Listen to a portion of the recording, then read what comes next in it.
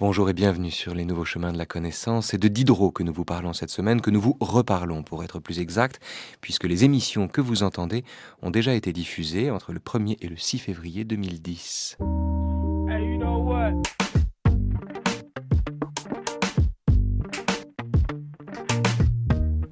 Les nouveaux chemins de la connaissance, du lundi au vendredi de 10h à 11h, sont réalisés cette semaine par François Connac, avec Pierrick Charles à la technique et préparés par Geneviève Méric, Mathilde Unger, Vanina Mozzi-Konacci, Adèle Van Rett.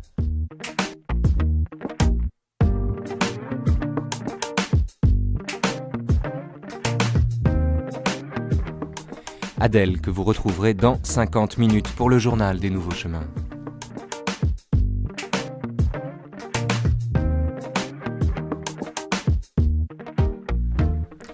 C'est la suite ce jeudi d'une semaine sur Diderot dans les nouveaux chemins de la connaissance, en compagnie unique de Raymond Trousson, dont la biographie de Diderot chez Talandier se lit comme un roman.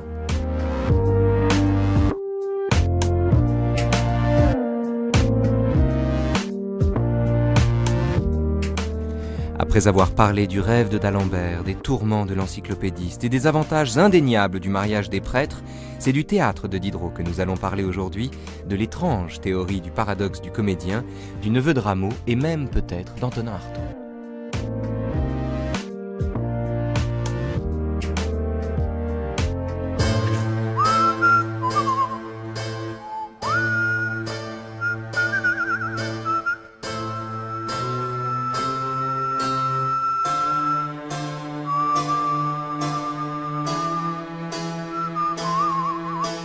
Les grands poètes, les grands acteurs, et peut-être en général tous les grands imitateurs de la nature, quels qu'ils soient, doués d'une belle imagination, d'un grand jugement, d'un tact fin, d'un goût très sûr, sont les êtres les moins sensibles. Ils sont également propres à trop de choses. Ils sont trop occupés à regarder, à reconnaître et à imiter pour être vivement affectés au-dedans d'eux-mêmes. Je les vois sans cesse le portefeuille sur les genoux et le crayon à la main. Nous sentons, nous. Eux, ils observent, étudient et peignent. Le dirais-je ? Pourquoi non ? La sensibilité n'est guère la qualité d'un grand génie. Il aimera la justice, mais il exercera cette vertu sans en recueillir la douceur. Ce n'est pas son cœur, c'est sa tête qui fait tout. À la moindre circonstance inopinée, l'homme sensible la perd. Il ne sera ni un grand roi, ni un grand ministre, ni un grand capitaine, ni un grand avocat, ni un grand médecin. Remplissez la salle du spectacle de ces pleureurs-là, mais ne m'en placez aucun sur la scène. Voyez les femmes. Elles nous surpassent certainement et de fort loin en sensibilité. Quelle comparaison d'elles à nous dans les instants de la passion. Mais autant nous le leur cédons quand elles agissent, autant elles restent au-dessous de nous quand elles imitent. La sensibilité n'est jamais sans faiblesse d'organisation. La larme qui s'échappe de l'homme vraiment homme nous touche plus que tous les pleurs d'une femme. Raymond Trousson, le paradoxe du comédien, le paradoxe sur le comédien, pardon, qui est également le paradoxe du comédien d'ailleurs, est un texte étrange. D'abord, c'est un texte qu'on connaît, c'est un texte, pour le coup, contrairement aux observations sur le nakaz dont on parlait hier, c'est un texte que tout le monde connaît, en tout cas dont tout le monde connaît l'existence. C'est un texte qui a double titre, et c'est la raison pour laquelle nous avons choisi cet extrait pour commencer cette émission avec vous sur le théâtre de Diderot. C'est un texte qui peut-être à double titre, j'allais dire, rompt avec, là encore, l'idée qu'on peut se faire de Diderot. D'abord, de façon presque anecdotique, quand il distingue l'homme de la femme, dans des phrases que Rousseau, par exemple, Rousseau, grand misogyne, ne renierait pas, quand il parle de ces femmes dont la sensibilité n'est jamais sans faiblesse d'organisation, quand il distingue la larme qui s'échappe de l'homme de la larme des pleurs d'une femme, ce qui ne va pas avec le Diderot continuiste dont on a vu il y a quelques jours qu'il faisait finalement assez peu de différence entre les sexes d'un point de vue scientifique ou ontologique. Et puis surtout, quand Diderot dit, parlant du comédien et de l'homme de génie, ce n'est pas son cœur, c'est sa tête qui fait tout. Est-ce là la parole d'un matérialiste, Raymond Trousson ? Est-ce qu'en somme, cette façon de dissocier le cœur de la tête, c'est-à-dire au fond le corps de l'esprit, n'est pas, pour le coup, ne relève pas, pour le coup, d'un idéalisme, d'une certaine forme d'idéalisme ou d'une ambition presque platonicienne de gouverner le corps par l'esprit. Oui, il y a peut-être de ça, mais il faut se souvenir aussi que la sensibilité, l'émotion, proviennent chez Diderot de ce qu'il appelle le diaphragme, c'est-à-dire le système nerveux. Et que le cerveau, lui, a pour fonction de maîtriser, de dominer ce système nerveux. C'est pourquoi il dit que les grands acteurs, les grands créateurs, les génies, enfin, sont des hommes qui ne se laissent pas emporter par leur sensibilité, mais qui, au contraire, la dominent et la maîtrisent. C'est de là qu'il part pour le paradoxe sur le comédien, en s'interrogeant sur une question que tout le monde s'est posée et qui est évidemment vieille comme le monde. Le comédien qui joue un rôle, est-il, comme on dit, dans la peau de son personnage? Est-ce que, si je joue l'avare, je suis l'avare? On pourrait vous dire, pardonnez-moi, que vous l'êtes le temps que vous le jouez. Oui, mais Diderot fait à ça une objection. Il dit un acteur qui entrerait dans la peau de son personnage serait évidemment très chaud, passionnant, touchant, saisissant, bouleversant même à la première représentation, parce que c'est le coup de cette émotion. Et puis, à la 50e représentation, il serait usé, fatigué. Or, dit Diderot, le comédien ne procède pas comme ça. Il aborde son personnage qui lui propose une sorte de figure idéale imaginée par l'auteur. Et il s'efforce de comprendre ce personnage et ce qu'il doit être. Donc, il imite un modèle. Et c'est pourquoi, dit-il, vous verrez que le grand acteur, s'il a quelque émotion à exprimer, va l'exprimer à cette phrase, à cette syllabe. Les larmes vont couler à cet endroit-là. Pas avant, pas après. Ce qu'il serait incapable de faire s'il ne pouvait pas maîtriser ses émotions. Comment voudriez-vous, dit-il, qu'un grand acteur qu'il avait rencontré, beaucoup admiré, l'acteur anglais Garrick, spécialiste de Shakespeare, et qu'on appelait le Roscius anglais, Garrick était, paraît-il, capable d'exprimer en quelques secondes sur son visage toute la gamme possible des émotions humaines. De l'émotion, de l'attendrissement, à la vengeance et à la fureur. Comment voulez-vous, dit Diderot, qu'on fasse ça si on sent profondément tout ce qu'on exprime? Non, Garrick imitait le modèle de la vengeance, de la fureur, de l'émotion. Mais en même temps, Raymond Trousson, est-ce que Diderot, de ce point de vue, ne confond pas en un sens le comédien et le virtuose, et l'imitateur, au fond? Et puis, est-ce que Diderot ne méconnaît pas ce qui relève tout à l'extériorité que le comédien, tout au rapport d'extériorité que le comédien doit entretenir avec le personnage qu'il incarne, et donc Diderot se sert donc de cet homme qui jouant 50 fois finirait par s'ennuyer. Est-ce que Diderot ne méconnaît pas également le fait que l'habitude de jouer nous permet à un moment, peut-être, ou permet au comédien de jouer sans y penser, et par conséquent de s'approprier son rôle et de conquérir une forme de liberté, une liberté nécessaire presque, une liberté inscriptible dans le texte qu'il récite, parce qu'il en acquiert justement la maîtrise par la pratique. Et puis enfin, dernière objection, que Diderot répondrait-il à quelqu'un un comédien qui, en toute bonne foi, dirait en ce qui me concerne, pour pleurer, je fais appel à des souvenirs tristes, je fais appel à des émotions qui m'ont chagriné, je pense à ce qui me chagrine.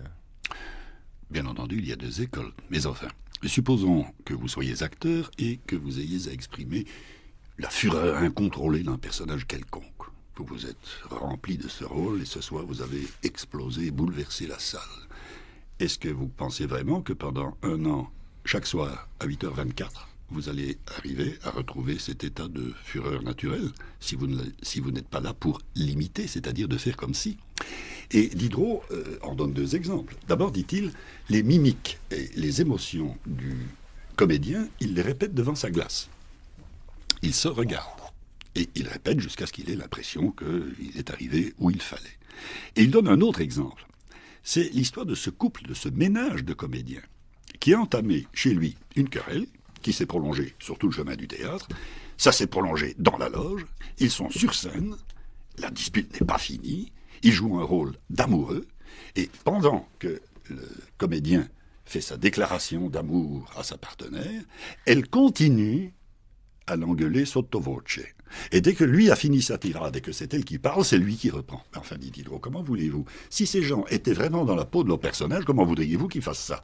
Ils le font parce qu'ils maîtrisent parfaitement leur personnage et leur jeu, et que par conséquent, ils dissocient des choses qui sans ça seraient absolument indissociables. Maintenant, tout le monde le sait bien sûr, il y a différentes écoles d'acteurs. Certains acteurs ont évidemment critiqué vertement le système de Diderot en disant non, ce n'est pas vrai, nous entrons dans la peau de notre personnage et nous vivons le personnage. Et ça a été discuté par les plus grands depuis le XVIIIe, Talma, Sarah Bernard, Dulin, Jouvet, etc. ont discuté ce paradoxe. Et pardonnez-moi également Sacha Guitry, qui n'était pas lui-même d'ailleurs un grand comédien, il le disait, ni en un sens d'ailleurs un immense auteur, même s'il avait des traits de génie. Sacha Guitry qui est notamment l'auteur d'ailleurs d'une pièce où il met Diderot en scène, l'école des philosophes. Mais Sacha Guitry, décrivant son père, Lucien Guitry, qui lui était le plus grand acteur de son temps, racontait que Lucien Guitry, par exemple, pour jouer le rôle d'un père furieux que son fils ait emprunté 100 000 francs à son pire ennemi, se met en situation, se met en condition, écume en coulisses avant d'entrer en scène parce qu'il est déjà furieux contre le fils qui a emprunté de l'argent, qui a emprunté ses 100 000 francs. Et quand il entre en scène en hurlant « mais qu'est-ce que c'est que ces 100 000 francs ?» Guitry mettait au défi à ce moment-là quiconque de ne pas immédiatement rentrer dans le jeu, de ne pas être immédiatement glacé de terreur comme s'il avait effectivement emprunté ces 100 000 francs et par là même de donner le sentiment d'être de plein pied dans la pièce qu'ils incarnent. Mais croyez-vous vraiment que si j'étais cet acteur et que j'ai à jouer cette scène, si je mime correctement ma colère, je ne serais pas tout aussi convaincant que si je l'éprouvais? Écoutez, là, je pense personnellement, je trouve que Diderot a raison. Mais bon, je crois que ceux qui ont vraiment le droit à la parole, ce sont évidemment les grands comédiens. C'est eux qu'il faut écouter sur ce chapitre, et qui en savent évidemment plus que nous, c'est tout à fait normal. Mais en tout cas, la question pouvait se poser, et somme toute, elle n'est pas, en tout cas, dépourvue de fondement. D'où cette idée chez Diderot que plus un acteur a de personnalité propre, de caractère, moins il peut incarner des personnages divers. Et nous en parlions tout à l'heure hors antenne, pour prendre un très grand comédien que tout le monde connaît, Louis Jouvet. Voir Louis Jouvet, c'est pas voir le personnage, c'est voir Louis Jouvet. Donc, plus le comédien a de personnalité, moins il est en effet malléable et adaptable. Contre Diderot, hein? Contre Diderot, bien entendu. Donc, c'est précisément, figurez-vous, pour renverser les termes, c'est précisément au contraire ce que Rousseau reproche à l'acteur. Il dit l'acteur est un caméléon. Il n'a pas de vérité, il n'a pas de personnalité propre, il joue n'importe quoi, c'est un menteur professionnel. Alors, il le fait sur le plan moral, bien entendu, mais on voit au fond que ça rejoint... Rousseau, d'ailleurs, ajoute à cela que les actrices sont toutes des femmes de petite vertu et qu'elles feraient mieux de rester au foyer. Bien sûr, mais il va encore plus loin. Il dit, d'ailleurs, en parlant... Qu'il faut interdire les théâtres, gagnant du temps. Oui, ça dépend des conditions, mais enfin, il dit surtout de l'acteur, défendre au comédien d'être vicieux, c'est défendre à l'homme d'être malade. Et ça, c'est parce que Rousseau lui reproche de confondre l'être et le paraître. Mais la position de Rousseau est une position de morale, mais qui, somme toute, rejoint la position de Diderot. L'acteur est un homme qui joue, qui représente autre chose que ce qu'il est. Donc, il n'a pas à éprouver ce qu'il manifeste, il doit pouvoir le manifester. Mais, encore une fois, ici, je crois que c'est vraiment une discussion qu'il faudrait avoir avec des professionnels de la scène. Je connaissais celui-ci de longue main. C'est le neveu de Rameau? Oui, c'est le neveu de Rameau, ce musicien célèbre qui a tant écrit sur la théorie de la musique, où ni lui ni personne d'ailleurs n'entendit jamais rien. Quelquefois, il est maigre et hâve comme un malade au dernier degré de la consomption. On compterait ses dents à travers ses joues. Le mois suivant, il est gras et replet, comme s'il n'avait pas quitté la table d'un financier. Et aujourd'hui, en linge sale, en culotte déchirée, presque sans souliers, là, il va la tête basse, il se dérobe.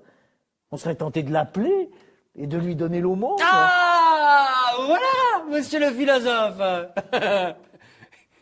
Et que faites-vous ici, parmi ce tas de fainéants? Hein?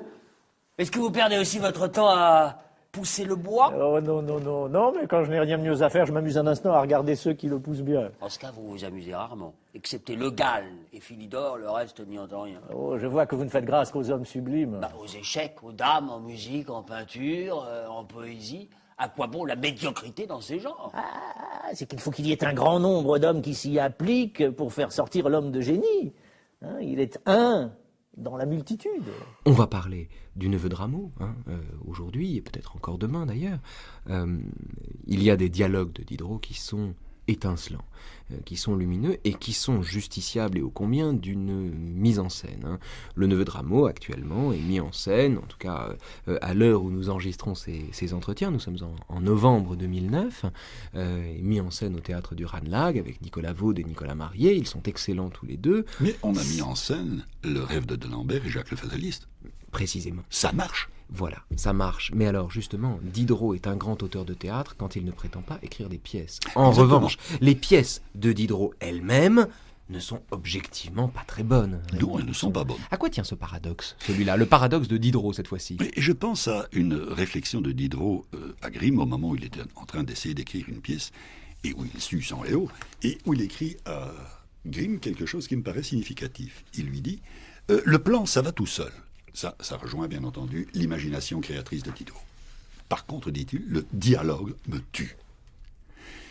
Peut-être est-ce parce que le dialogue de théâtre est un dialogue rigoureux, enchaîné, qui va de conséquence en conséquence, alors que le dialogue des textes philosophiques de Diderot est un dialogue heuristique où un chemin sinueux, parfois contradictoire, peut conduire à la découverte d'une vérité. Il n'a pas les mêmes contraintes que le dialogue de théâtre. Et là, Diderot se sent corseté. Si vous me dites quelque chose, il faut que je vous réponde quelque chose qui soit la conséquence de ce que vous avez dit. Tandis que dans le dialogue philosophique, on peut esquiver, on peut faire une fausse sortie. Donc il est beaucoup plus à l'aise dans cette manière de pratiquer le dialogue que dans le dialogue théâtral proprement dit. Plus s'ajoute à ça évidemment le caractère de ces pièces qui font du théâtre Diderot un théâtre édifiant, de prédication morale et bourgeoise, dans des intrigues, mon Dieu, invraisemblables, qui se terminent par des reconnaissances ultra-classiques.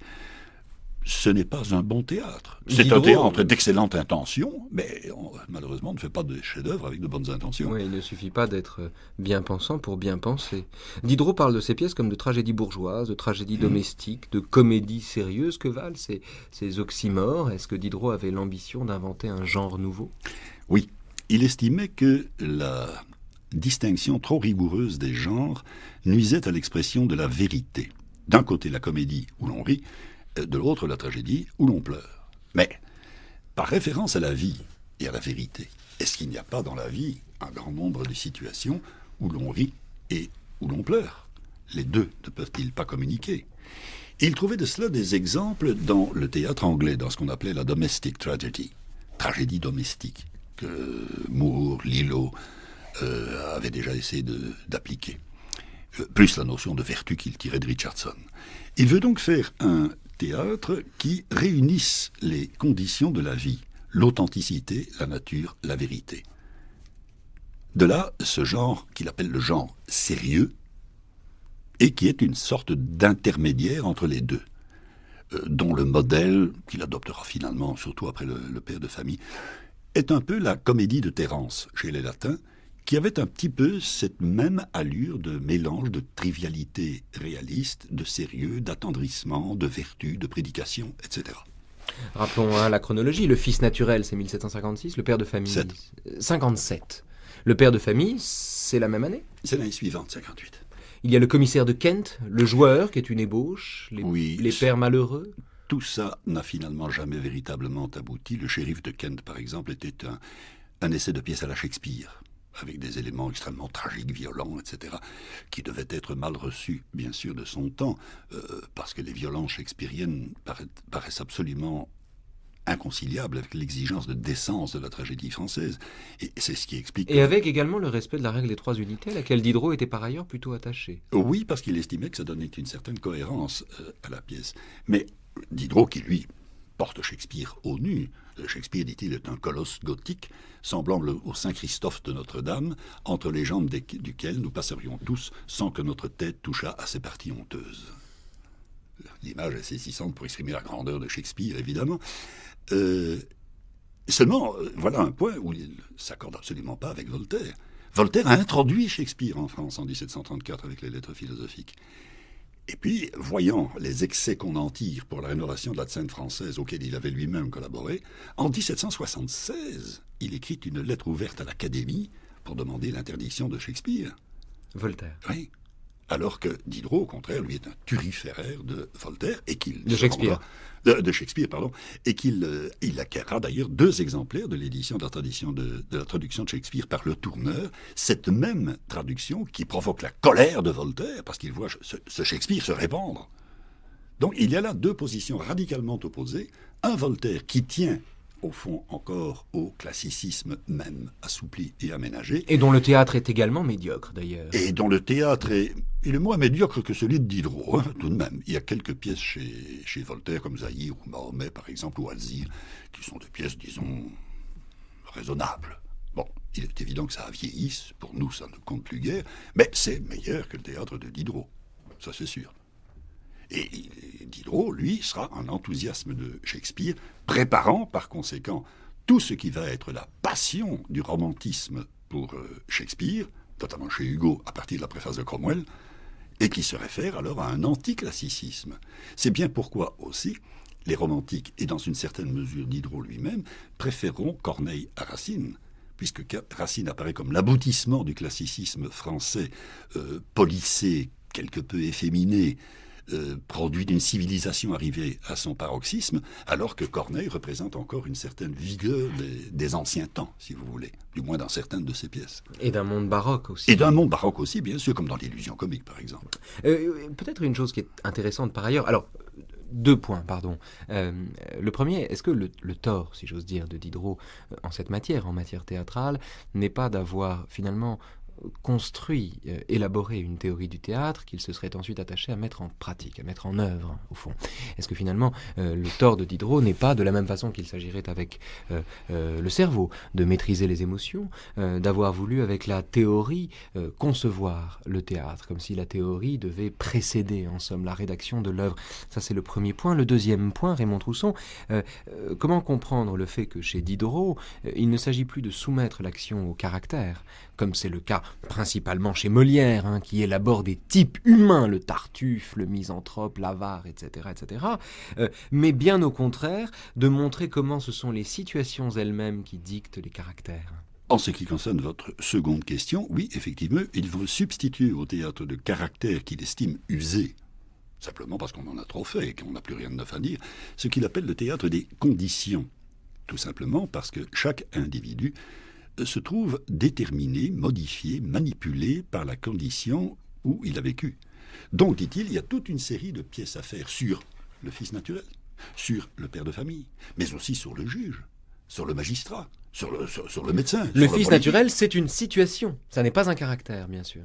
Non, c'est une condition, Une comme il condition. dit, c'est-à-dire un état social, si vous voulez. Encore que, bien entendu, théorie et pratique ne se confondent pas. Parce que ni le père de famille, ni le fils naturel ne sont des conditions. Le rôle de fils naturel dans la pièce de Diderot ne joue absolument aucun rôle. Donc, théorie et pratique, ici, se dissocient dans la mesure où Diderot n'a pas été capable, au fond, de réaliser les principes qu'il évoquait en théorie. Il ne faut pas oublier que les 2 pièces sont accompagnées, chacune, de textes théoriques. Les entretiens sur le fils naturel, 3 entretiens entre Diderot et Dorval, auteur supposé de la pièce, et le discours de la poésie dramatique, où passe la théorie. Et la première question que vous posiez, je ne me la rappelle plus.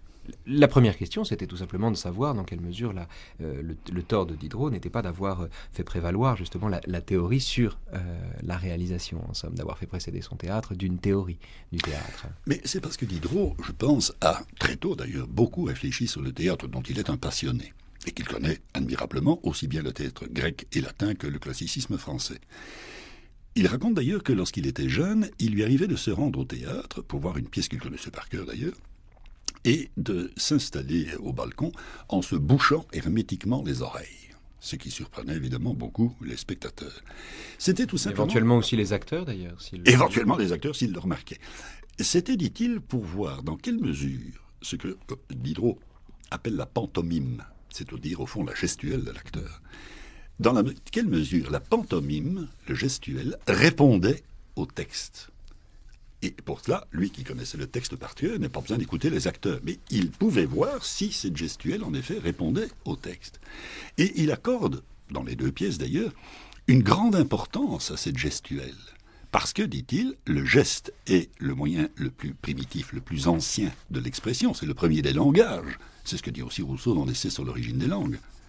Et il faut que la pantomime traduise ces émotions avec cet avantage supplémentaire, qui est bien vu d'ailleurs, c'est que la gestuelle de l'acteur emplit aussi l'espace scénique. Le bonhomme qui marche de long en large parce qu'il est énervé ou furieux, etc., non seulement il traduit une émotion, mais il fait quelque chose sur la scène au lieu de rester planté comme un piquet. Il y a donc là un point de vue qui est au fond très réaliste sur le théâtre. C'est pourquoi il veut aussi, par exemple, des silences. Il insiste sur les silences, qui traduisent quelque chose. Il insiste aussi sur les phrases inachevées. Il commence une phrase, puis il y a 3 points de suspension. Ça aussi, ça traduit l'émotion profonde pour laquelle le théâtre classique est obligé de faire un discours. Le personnage explique de long en large et en alexandrin pourquoi il est ému. Tandis que chez Diderot, la simple gesticulation, le silence, le halètement, la phrase inachevée, traduit admirablement cette émotion sans qu'on doive faire un théâtre bavard. Vous avez parlé de pantomime, Raymond Trousseau. On va entendre justement un extrait du Neveu de Rameau, dans lequel Rameau parle de la pantomime des gueux, un grand branle de la terre. Écoutez. Des hommes qui regorgent de tout, tandis que d'autres qui ont un estomac important, comme eux, une femme renaissante, comme eux, n'ont pas de quoi mettre sous la dent. Et le pire, c'est la posture contrainte, où nous tient le besoin. Un homme nécessiteux ne marche pas comme un autre. Il rampe, il saute, il se tortille, il se traîne, il passe sa vie à prendre des positions, à exécuter les diverses pantomimes de l'espèce humaine. À votre compte, il y a bien des gueux en ce monde. Oh. Je ne connais personne qui ne sache quelques pas de votre danse. Vous avez raison. Dans tout un royaume, il n'y a qu'un seul homme qui marche, c'est le souverain. Le souverain? Et croyez-vous qu'il ne se trouve pas de temps en temps à côté de lui un petit pied, un petit chignon, un petit nez, pour lui faire un peu de la pantomime? Quiconque a besoin d'un autre est indigent et prend une position. Le roi prend une position devant sa maîtresse, devant Dieu. Il fait son pas de pantomime. Le ministre prend une position de flatteur, de valet ou de gueux devant son roi.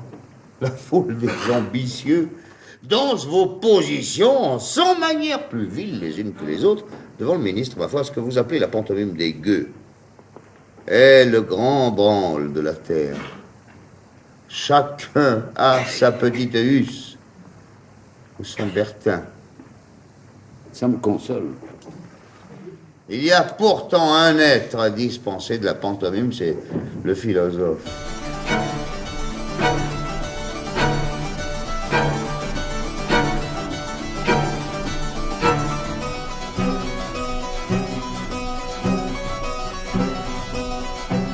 Diderot annonce déjà ce que Antonin Artaud appellera le théâtre peste.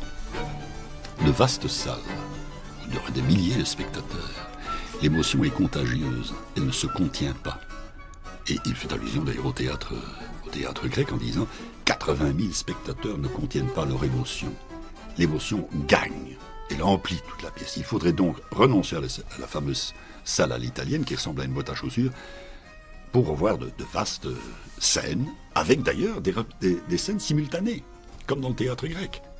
Il a là toute une série d'idées qui, comme toujours chez lui, sont des idées de visionnaire. Lui, il voit ça.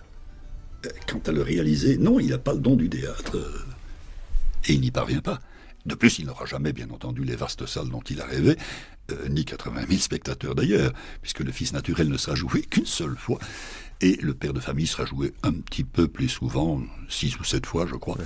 C'est 6 ou 7 fois de trop, dirait Jean-Jacques Rousseau. Revenons-en au Neveu de Rameau. Alors, cette fois-ci, j'allais dire, on sort du théâtre officiel de Diderot pour entrer dans le théâtre effectif de Diderot, c'est-à-dire véritablement une œuvre dont il ne prétendait pas faire du théâtre et qui pourtant est incontestablement un chef-d'œuvre théâtral, une merveille de théâtre. Avant de parler du Neveu de Rameau avec vous, Raymond Trousseau, juste un petit point d'histoire, on l'a évoqué au cours de cette semaine. La jeunesse de la pièce. Mais la jeunesse de la pièce et la façon surtout dont elle a été redécouverte. C'est surprenant, en effet. D'abord parce que il me semble que le neveu de Rameau est la seule œuvre à laquelle Diderot n'ait jamais fait allusion. Même pas à ses proches, comme Sophie Volant ou Grimm, etc. Donc on ignore tout de sa genèse, on suppose qu'elle a pu commencer à être écrite vers 1761 à cause des allusions à l'actualité des années 60, mais l'œuvre plutôt a été poursuivie très longuement, en fait jusqu'à 1782. D'autres allusions internes montrent qu'il va à peu près jusque-là. La pièce, décidément je dis toujours la pièce, parce qu'en effet vous avez raison, ça ressemble à une pièce de théâtre. L'œuvre est ensuite envoyée à Catherine II en 85, après la mort de Diderot, mise à la bibliothèque de l'Ermitage, et c'est là qu'un officier allemand, qui est lui-même un dramaturge, Friedrich Maximilian von Klinger, obtient une copie de la pièce. Il la transmet à Schiller, qui est emballé, qui la montre à Goethe, voilà, qui la traduit et la publie en 1805. Et puis, en 1821, paraît un neveu de Rameau donné pour un inédit de Diderot par deux journalistes, Saure et Saint-Geniès, qui prétendent qu'il s'agit là d'un inédit, alors qu'il s'agit en fait tout simplement de la retraduction en français de la traduction de Goethe. Il serait très intéressant de comparer le texte original de Diderot avec la traduction française de la traduction allemande du texte original. Bien entendu, et on est assez loin du Diderot originel, certainement, bien sûr. Indignée par ce procédé, c'est la fille de Diderot qui, en 1823, elle mourra l'année suivante, remet à l'éditeur Brière une copie correcte du neveu de Rameau. Mais ce n'est finalement qu'en 1891 que Georges Monval, qui était alors secrétaire de la Comédie française, cherchant de vieilles pièces de théâtre, découvre le manuscrit autographe chez les bouquinistes de la chaîne. Voilà. Et c'est seulement, donc à peine plus d'un siècle, qu'on a le manuscrit autographe de cette œuvre extraordinaire. Une œuvre extraordinaire, le neveu de Rameau, une œuvre extraordinaire et qui pourtant produit sur son lecteur un drôle d'effet, un effet vertigineux, à tel point d'ailleurs qu'il faut s'y prendre à plusieurs reprises pour entrer dans ce texte, le neveu de Rameau. Je ne sais pas ce que vous en pensez, Raymond Trousson, là pour le coup c'est une expérience vécue, en apparence tout va bien, il y a des mots simples, des phrases courtes, on est dans une forme agréable, un dialogue buissonnant, il y a des digressions, des didascalies, des considérations finalement assez triviales sur le plaisir, sur l'argent, en somme rien de déconcertant, rien de difficile, et pourtant, on a le sentiment presque immédiat, répété à chaque lecture, d'être complètement perdu au bout de quelques pages seulement. C'est-à-dire tout va bien d'abord, et puis insensiblement on perd pied, ou plutôt on s'aperçoit après coup qu'on a perdu pied. Tout à coup on s'aperçoit qu'on marche sur la tête. C'est tout à fait exact, et c'est dû probablement au fait que justement nous nous trouvons ici devant un dialogue qui est vraiment à la manière de Diderot. C'est-à-dire que pour lui, un dialogue philosophique, comme une lettre d'ailleurs, est une chose qui autorise une pleine liberté d'expression. Il n'y a pas de convention rhétorique. On change de sujet sur un mot, au détour d'une phrase. Vous dites un mot, je dérape là-dessus et nous sommes partis sur autre chose. Donc on aborde toute une série de questions qui, chacune en elle-même, est fort intéressante, mais qui n'a pas de suite logique orchestrée, comme ce serait le cas dans un traité. Bon, il est question ici, par exemple, je parle d'une société matérialiste, du parasitisme, du culte de l'or et du profit. Tout ça pourrait très bien s'imaginer raconté dans un traité, bien sûr. Ici, il n'en est rien. Ça saute d'un côté à l'autre, avec des exemples, avec un neveu qui, de part et d'autre, gesticule constamment, s'agite. C'est un texte éminemment vivant et perpétuellement en train de s'écrire sous les yeux du lecteur. Et c'est ce qui en fait le charme absolument unique, bien entendu, mais c'est vrai qui en rend aussi la lecture difficile. C'est bien pourquoi c'est une œuvre qui n'a été comprise vraiment que très tardivement, au XXe siècle. Jusqu'à là, ça avait l'air d'une œuvre, comme Jacques le Fataliste d'ailleurs, d'une œuvre décousue qui n'a ni queue ni tête, où Diderot jette pêle-mêle tout et n'importe quoi. Alors qu'il ne s'agit pas de ça du tout. Mais de la même façon que certaines personnes mettent un art consommé à se décoiffer savamment, cheveux après cheveux, voilà. Le sentiment de décousu est ici l'effet d'un travail acharné. Diderot a travaillé pendant 20 ans à la rédaction du neveu de Rameau. Oui, ça n'a rien d'improvisé, bien entendu. Rien d'improvisé, et pourtant on a le sentiment d'une improvisation permanente. Qu'il fasse beau, qu'il fasse laid. C'est mon habitude d'aller sur les 5 heures du soir me promener au Palais Royal. Qu'il fasse beau. C'est moi qu'on voit, toujours seul, rêvant sur le banc d'Argenson. C'est mon habitude d'aller sur les 5 heures du soir. Je m'entretiens avec moi-même de politique, d'amour, me promener au Palais Royal. J'abandonne mon esprit à tout son c'est moi qu'on voit toujours seul, rêvant, sur le banc d'Argenson. Je m'entretiens avec moi-même. De politique, d'amour, de goût, de philosophie. J'abandonne mon esprit à tout son libertinage. Je le laisse maître de suivre la première idée sage ou folle qui se présente. Comme on voit dans l'allée de foire nos jeunes dissolus marcher sur les pas d'une courtisane, à les inventer à l'œil vif au nez retroussé, vous savez, quitter celle-ci pour une autre, les attaquant toutes et ne s'attachant à aucune. Mes pensées, ce sont mes catins. Mes pensées, ce sont mes catins. C'est joli, ça. Ah ouais. Je vais la noter. Mes pensées, ce sont mes catins. C'est le début magistral, on vient d'entendre, le début magistral du Neveu de Rameau, Raymond Trousson, un début magistral et qui pourtant se donne vraiment sur un ton tout à fait badin et dont en réalité les implications sont considérables. Ces quelques lignes sont tout à fait programmatiques de l'ensemble du texte. C'est la clé du texte. La mes clé pensées, ce sont mes catins. Ces pensées, elles filent à droite, à gauche, comme les prostituées le long des allées. J'en suis tantôt une, tantôt autre, découragé par l'une, encouragé par l'autre. Et pourquoi s'arrêter à l'une ou à l'autre? De là, évidemment, ce sentiment de méli-mélo, de complexité, de vie sans cesse agissante. Mais vous avez raison, ce début est absolument magistral. Alors, il est magistral également parce que mes pensées, ce sont mes catins. Ce mélange des pensées qui aura lieu, puisque là, on est au tout début de la pièce, le Neveu de Rameau n'est pas encore apparu. Non. Le Neveu de Rameau apparaît, juste après, quelques lignes après ce début magistral, le Neveu de Rameau apparaît, comme lui-même, d'ailleurs, surgit comme une pensée, justement, comme une de ces catins volatiles, dont parle le narrateur, enfin, plus exactement, Monsieur Moi, puisque le Neveu de Rameau est un dialogue entre Monsieur Moi et Monsieur Lui, c'est-à-dire le philosophe et Rameau. Il serait faux d'ailleurs de dire que le philosophe c'est Diderot et que Rameau c'est Rameau. Hein. Diderot c'est moi et lui à la fois.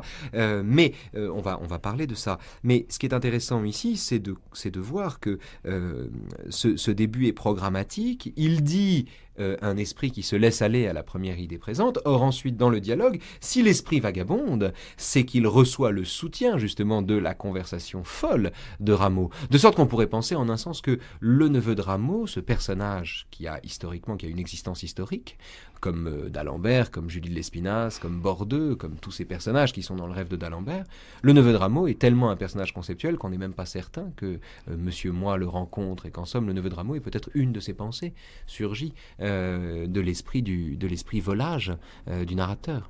Il est très probablement un de ces bohèmes, de ces ratés que Diderot a connu à une certaine époque de sa vie, comme des gens comme... je sais pas moi, le Chevalier de la Morlière, par exemple, qui était un écrivain, un dramaturge, mais aussi un chef de claque au théâtre, un peu proxénète, un peu voyou, un peu escroc, un peu tout. Et on a connu toute une série. Fougeray de Montbron, par exemple, l'auteur du Cosmopolite.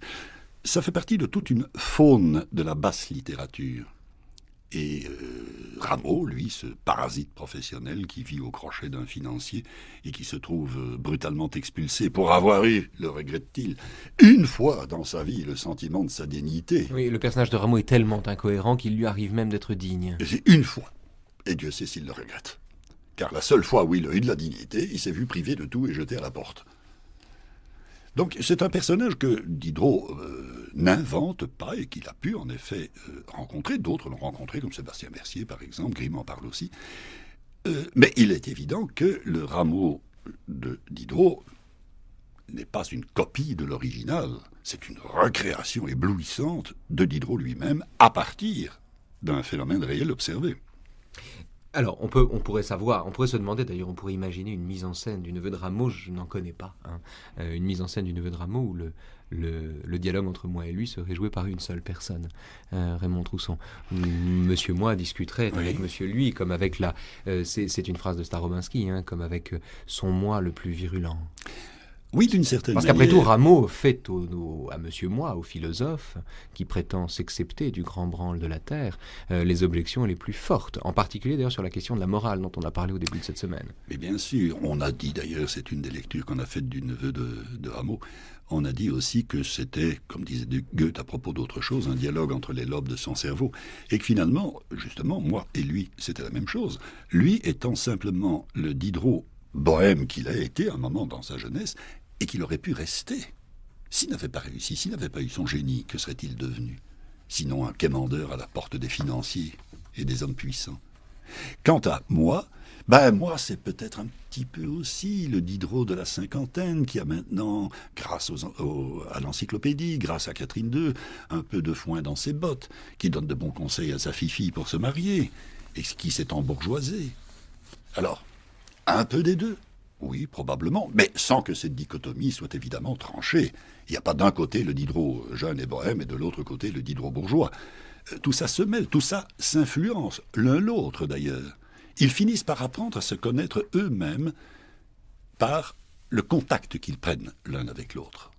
En même temps, l'ambition qui est celle de se connaître soi-même, ambition non pas socratique d'ailleurs, puisque le fameux « connais-toi toi-même » de Socrate n'est pas un éloge de l'introspection, mais plus exactement une phrase qui invite chacun à savoir quelle est sa place. C'est une phrase qu'on pourra utiliser justement à l'appui d'une conception autoritaire du pouvoir, telle que Platon la développe, notamment dans la République.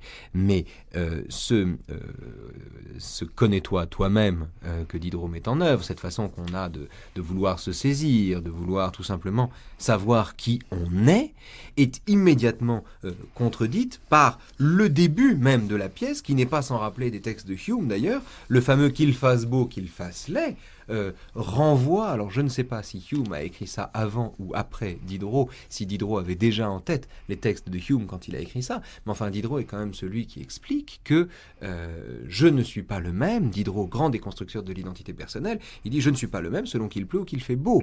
En d'autres termes, le point de départ, le qu'il fasse beau, qu'il fasse laid, est d'emblée une déconstruction de l'idée même d'identité, de la possibilité même d'être identique à soi. J'avais en un jour 100 physionomies diverses. C'est ce qu'il a dit aussi à propos des salons et de son portrait à propos de Michel Vanloo, qui avait fait un portrait dont il n'était pas satisfait parce qu'il le figeait, alors qu'au contraire, il admirait le portrait qu'avait fait, dit-il, un barbouilleur des quais de la Seine, un certain Garand, qui avait fait son portrait comme ça, à l'improvisade, chez Madame d'Épinay. J'avais en une journée 100 physionomies diverses selon la chose dont j'étais affecté. J'étais serein, triste, rêveur, tendre, violent, passionné, enthousiaste. J'avais un grand front, des yeux très vifs, d'assez grands traits, la tête tout à fait du caractère d'un ancien orateur, une bonhomie qui touchait de bien près à la bêtise, à la rusticité des anciens temps. Or, quand Diderot, sous la bouche de Monsieur Moi, c'est-à-dire du philosophe, fait le portrait de Rameau, il décrit un homme qui est très exactement... sinon caméléon, du moins totalement, pluriforme, infiniment pluriforme. Quelquefois, il est maigre et hâve, le lendemain, on dirait qu'il n'a pas quitté la table d'un financier. Mais c'est justement dans la mesure où sa situation sociale a évolué. Il y a les jours fastes, les jours gras et les jours maigres. Or, au moment où il le rencontre, il est dans un jour maigre, puisqu'il vient de se faire chasser de la maison du financier Bertin. Et bon... il traîne dans les rues, il est hâve, il est déguenillé, il regrette son mouvement de dignité qu'il a privé de son parasitisme. Et surtout, il adopte à l'égard de ce parasitisme une attitude plutôt assez singulière. C'est qu'au lieu de dire « hélas, je suis parasite », il dit « je suis parasite et je m'en vante ». Autrement dit, il exalte sa propre bassesse, sa propre ignominie. Il l'est caractérisé parce que Diderot appelait l'unité de caractère. Il y a un sublime dans le mal comme dans le bien. Et Rameau le dit d'ailleurs. En toute chose, ce qui compte, c'est d'être sublime. Voilà. Et il y a de petits filous auxquels on ne fait pas attention, mais le grand filou, le grand escroc, là, on se découvre l'unité de caractère. Et Rameau est un spécialiste. Il aura des choses à déplorer, son impuissance créatrice, par exemple. Il n'a pas la molécule paternelle qui lui permettrait d'égaler son oncle. Mais il a vécu dans un milieu qui est celui de la servitude, de l'asservissement à l'argent et à la richesse. Le milieu des financiers Bertin. Tous les poètes ratés, tous les acteurs manqués, nous les recueillons. Et tous doivent, bien sûr, pour recevoir la pitance, baiser le cul de la petite Huss, c'est-à-dire la maîtresse du financier Bertin, qui était elle-même une actrice. C'est la situation dans laquelle il se trouve. Et lorsque Moi fait valoir que ça manque de dignité tout de même, Rameau le rappelle aussi à l'ordre. Oui, monsieur le philosophe, c'est très bien, mais vous, qui avez du foin dans vos bottes et qui n'avez pas de souci à vous faire, c'est vite dit. Mais pour moi, ce qui compte, c'est autre chose. Mais, et la dignité, et la patrie, et l'honneur, et l'amour... Et la famille. Et la famille. Tout cela, pour Rameau, c'est très peu de choses. La seule chose qui compte, c'est la jouissance immédiate, matérielle, vulgaire. La seule valeur qui importe, c'est l'or. D'où la scène qu'il raconte d'ailleurs à moi. De temps en temps, dit-il, pour élever mon fils, je sors de la poche de mon gilet une pièce d'or et je la lui montre. Je me promène d'un air faraud, arrogant, pour bien lui montrer que c'est la pièce d'or qui me donne tout cela. Et je lui enseigne que c'est ça, la seule valeur.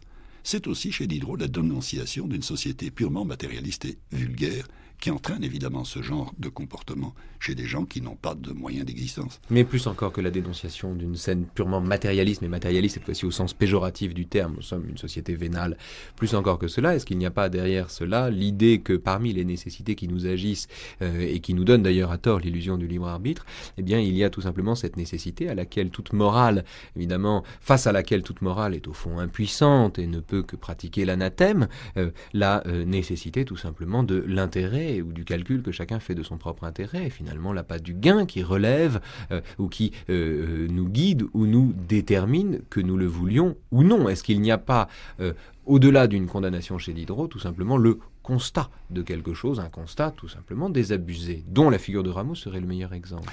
C'est en effet une part de cette vision, mais il y a aussi la question que pose Diderot, si ces réalités, si ces nécessités matérielles existent indiscutablement, et si lui, avec un petit peu, non, moi plutôt, avec un peu de pharisaïsme, semble prôner des valeurs plus élevées parce qu'il en a les moyens, il pose aussi la question de savoir si on peut abdiquer sa dignité à n'importe quel prix et à n'importe quoi.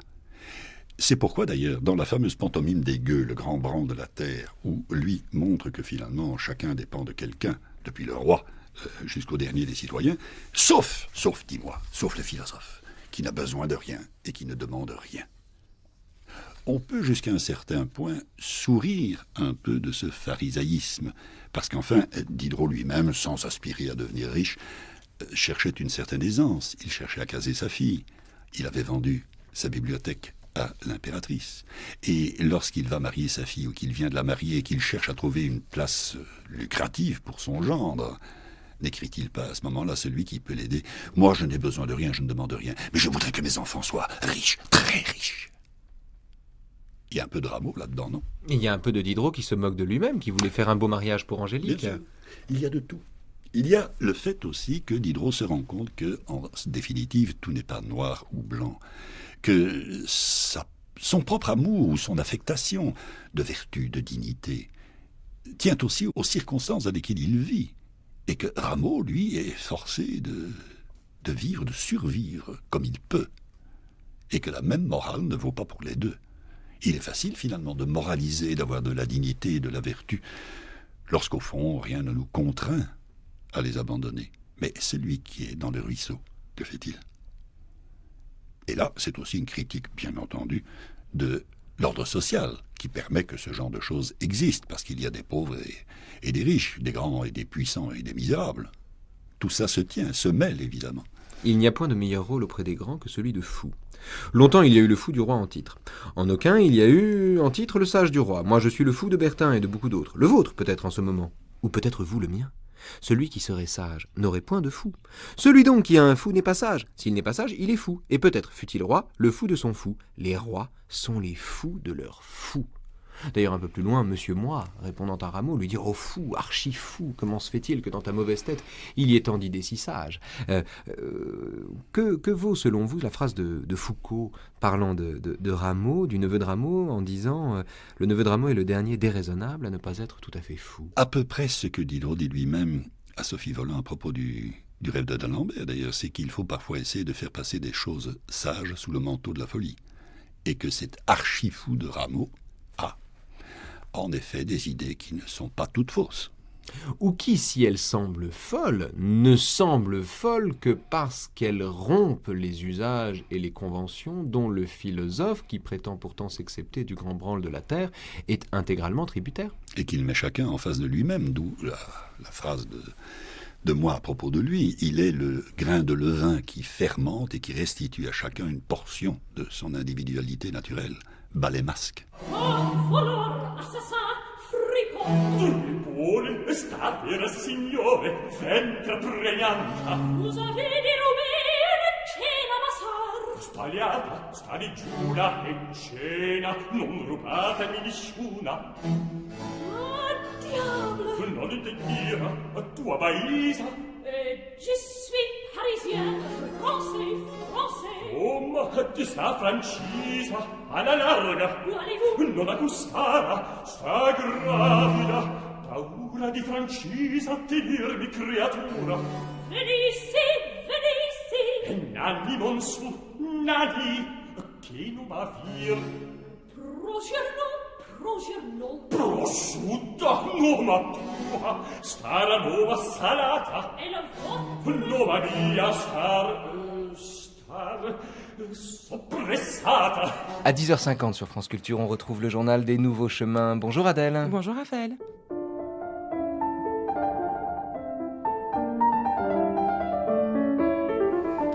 Et bonjour à tous. Du paradoxe du comédien au neveu de Rameau, on change de sujet mais pas tellement de thème aujourd'hui puisqu'on reste dans l'univers du théâtre en parlant de ces spectateurs de l'âme humaine que sont les moralistes, ces auteurs hybrides et inclassables qui s'interdisent de faire la morale, qui se posent en spectateurs de la vie pour mieux la saisir dans sa matière et la rendre vivante dans l'écriture.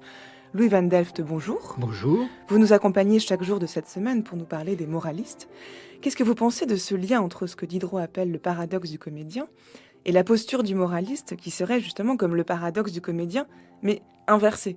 C'est-à-dire que, pour le rappeler rapidement, on vient de l'entendre dans l'émission des Nouveaux Chemins, le paradoxe du comédien pose que le comédien, donc celui qui joue un rôle, qui incarne un personnage, qui s'investit corps et âme dans son rôle, est celui qui, paradoxalement, dans la vie, est au contraire un pur observateur froid et donc il n'a pas à ressentir les passions qu'il exprime. Or, pour le moraliste, c'est l'inverse. Il a beau s'échauffer, rien n'y fait, le public bâille. Écrivez-vous dans votre livre. Un admirable petit texte de La Bruyère peut le montrer, ce paradoxe. Permettez-moi de le lire. Donc, il est tiré du chapitre de la Cour, 99.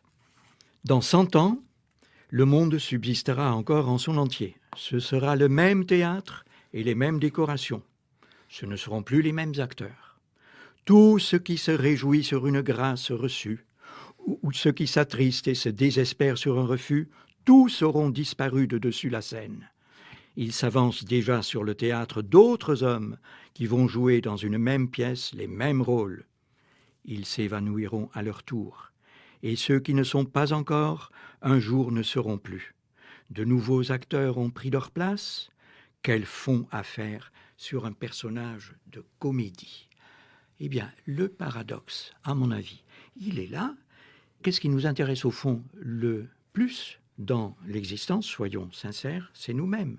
De quoi nous parle un texte tel que celui-ci? C'est de nous-mêmes dans le monde, de notre manière de lire le monde. Et il nous propose de regarder le monde comme un même théâtre sur lequel les hommes se succèdent en adoptant les mêmes rôles, en se jouant les mêmes farces, en quelque sorte.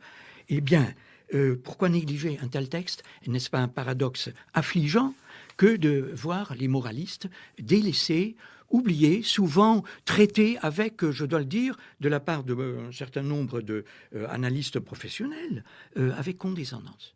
C'est un paradoxe, à mon avis, insupportable. Et alors, comment comprendre cette métaphore du théâtre pour parler de la vie? Est-ce que cela revient...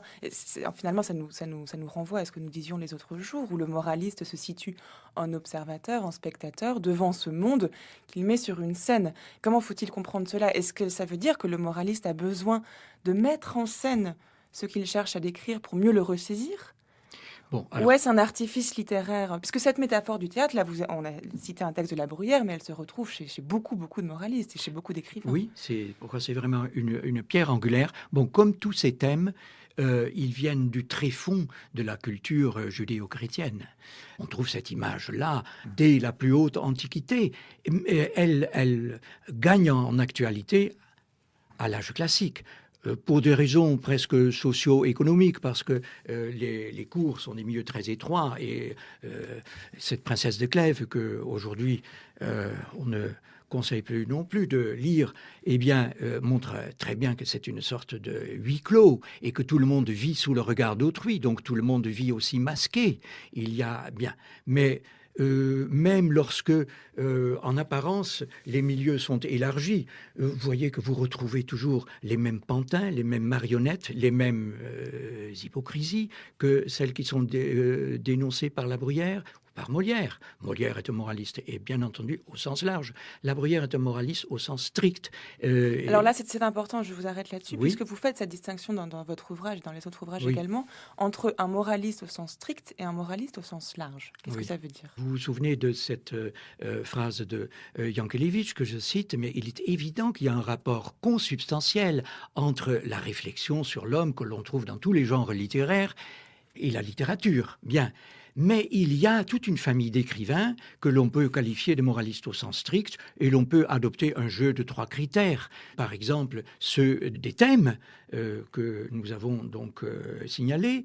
L'attitude, il y a une attitude qui est assez spécifique du moraliste. Et puis surtout la forme. Alors permettez-moi de vous dire dès maintenant combien je suis enchanté de voir chacun de ces entretiens commencer par une sonate de Scarlatti. Parce qu'à sa manière, un fragment de moraliste est un prélude de Chopin, est une sonate de Scarlatti, c'était forme brève, discontinue.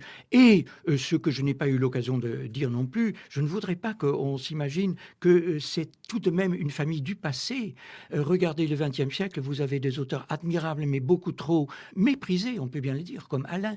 Vous avez au XXe siècle un auteur comme Roger Judrin, qui est aujourd'hui totalement oublié, mais qui mérite d'être lu et relu, et qui se rattache à cette tradition classique. Si l'on voulait en avoir une autre preuve, on a eu dans votre émission même une très belle semaine consacrée à Camus. Lorsqu'on demande à Camus de quels écrivains français il se sent proche, eh bien, il dit de certains écrivains classiques, les premiers qu'il cite, c'est Pascal et c'est La Bruyère.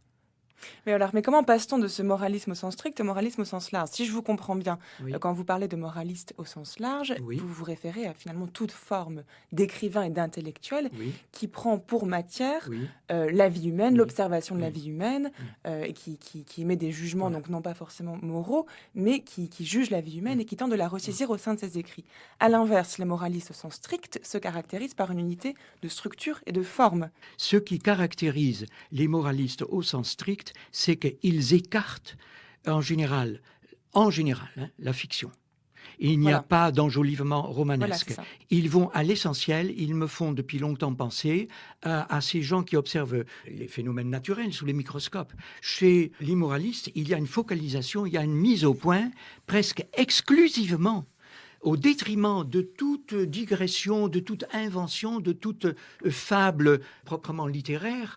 Mais alors, dans ces formes brèves, il y a une densité, il y a une condensation tellement grande qu'on les a souvent comparées à du cristal, à du diamant. Parce qu'on a pu dire aussi qu'une Maxime de La Rochefoucauld ou 2 Maximes de La Rochefoucauld en disent autant que beaucoup de romans de 500 pages. Lorsque La Bruyère fait le portrait d'une coquette en 7 lignes, eh bien, il en dit beaucoup plus que Madame de Pringy, qui, stimulée par cette sorte de vogue des caractères et des portraits, fait le portrait d'une coquette en 50 pages.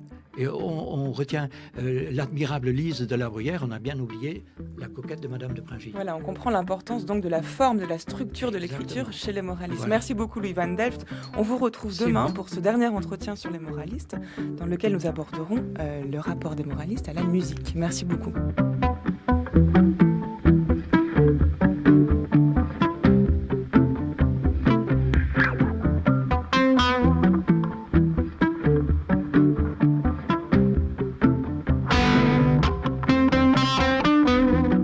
Un grand merci Adèle et merci à tous. C'est la fin des Nouveaux Chemins de la Connaissance pour aujourd'hui.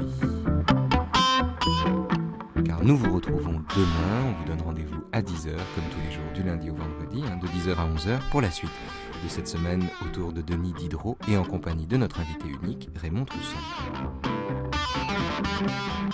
Demain, nous continuerons cette conversation sans but autour du neveu de Rameau qu'on prolongera par une conversation sur Jacques le Fataliste et puis évidemment nous terminerons en évoquant la religion.